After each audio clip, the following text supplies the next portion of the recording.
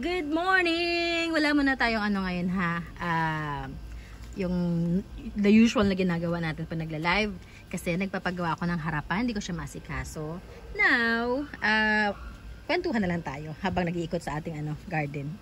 Yan, baka meron kayong matipuhan dyan. Ito ay pinropagate ko mga magto 2 weeks na. Pero hindi ko ba siya pwedeng i-release. Itong ating Epi. Epi, ano ka na nga kayo? Epi Flame, ayan. Hindi ko pa siya marirelease, pero ito nagbibigay na siya ng bagong bagong suhi, ayan, bagong dahon pala. Pero hindi pa sila ready ha. Hindi ko pa sila pwedeng i-release. Kita nyo naman, hindi pa ganun kasigla ang mga dahon nila. Ayan, so kumusta kayo pala? Kumusta? Today is September 20. And yes, matatapos na September. Mag-October na. Ayan. May nagpa-reserve pala nitong aking Pink Princess. Kasi hindi na ako binalikan. Nag-message siya sa akin sa ating Instagram account. Pero hindi na ako binalikan. So, follow up ko na lang sa kanya. Pag hindi pa siya nag-update sa akin, i-flex ulit natin. And if you could remember, nag-pro pa tayo ng Marble Blizzard natin. Ayan na yung suhi niya. Bagong suhi na yan. So, hindi pa. Papadamihin pa natin ang kanyang mga dahon before natin i-dispose. And yan kita nyo ba? Umakyat na sa dingding. Now, yan ay Peru. Monstera Peru yan. Hanggang doon Yun, kita nyo. And yung kadikit niyan is Epi Albo. So, ayan. Ito yung mga ito yung giant ko talaga. Ipopropa natin sa mga susunod na araw. Masaya sila ngayon kasi hindi ganoon kainit. And at the same time, kahit ganyan, naaarawan pa rin sila. Ano pa ipapakita? Ay, ito pala. Ito ay, ano nga ulit ito? This is, ano nga ito? Burgundy, hindi ko maalala. Ito yung mga ko dati, naiwan ko na muntik na madeds. Ang ating calkins, ayan, ang ganda ng dahon. Yan, and ang ating bird's nest, baka may naghahanap sa iyo ng pang landscape na bird's nest. Super laki-laki na. Super duper sa laki. I think this is Aurea. Epi Aurea to. Ipopropa natin to sa mga sunod na araw ha. Bigyan nyo lang ako ng mga ilang araw to settle everything. Ating lush na burl marks. Ayan. Yan. Meron tayo doon. Robusta ata ito. And hagdan ko, naiwan ko na nakaraan. Ito siya, yan siya. Kaya napapansin nyo, meron tayong para nakaumbok na lupa dyan. May nilibing kasi na aso dyan sa Tidona. Yung kanyang doggy namatay na nakaraang linggo. Ito, ayaw nyo ba nito? Ang ating bunny ear.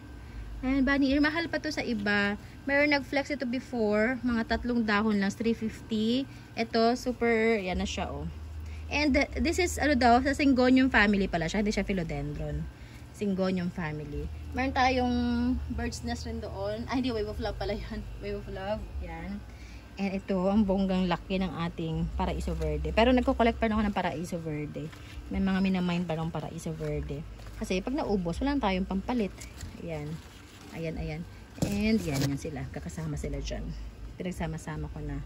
Pinropa na natin yung ating gigantum. Yun. This is gigantum din na variegated. Ayan.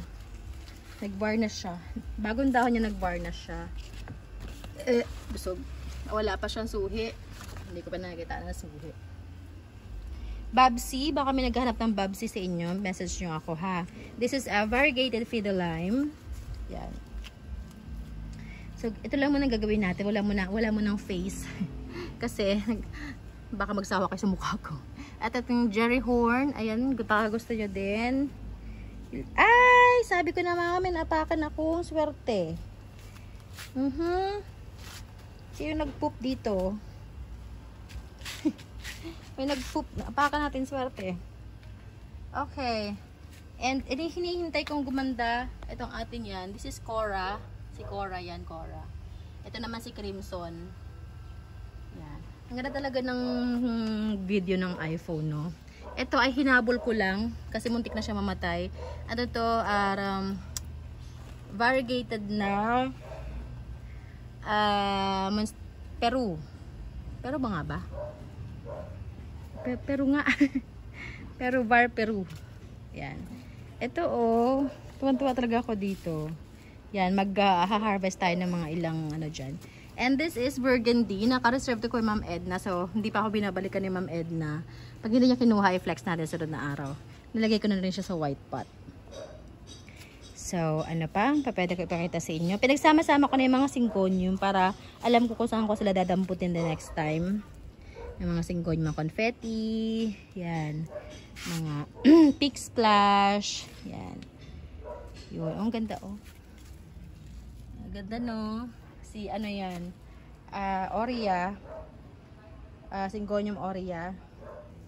Yan. Okay.